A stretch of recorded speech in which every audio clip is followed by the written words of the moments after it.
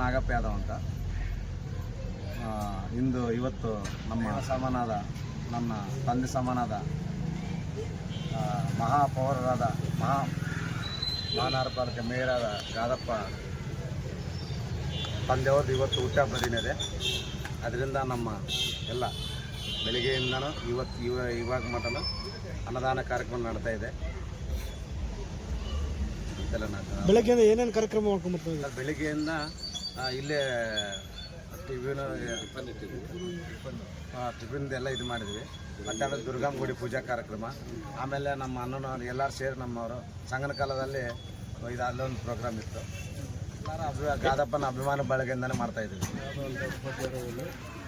ಈ ದಿನ ನಮ್ಮ ಮಹಾನಗರ ಮಹಾಪೌರರಾದ ಶ್ರೀ ಗಾದಪ್ಪನವರಿಗೆ ಹುಟ್ಟುಹಬ್ಬದ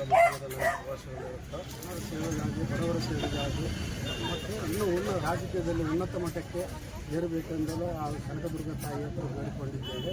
ಅವರು ಇವತ್ತು ಸೂರ್ಯರುದ್ರಾಶ್ರಮದಲ್ಲಿ ಅನ್ನ ಕಾರ್ಯಕ್ರಮಗಳು ನಮ್ಮ ನಾಗಪ್ಪಣ್ಣವರು ಏರ್ಪಡಿಸಿದ್ದಾರೆ. ಮತ್ತು ಎಲ್ಲ ಗಾದಪ್ಪಣ್ಣವರು ಬಳಗದಿಂದ ಅವರಿಗೆ ಶುಭ ಹಾರೈಸ್ತಿದ್ದೇವೆ. ಸುಮಾರು ಎಷ್ಟು ಜನಕ್ಕೆ ಅನ್ನದಾಹ ಕಾರ್ಯಕ್ರಮ ಮಾಡಿದ್ರು?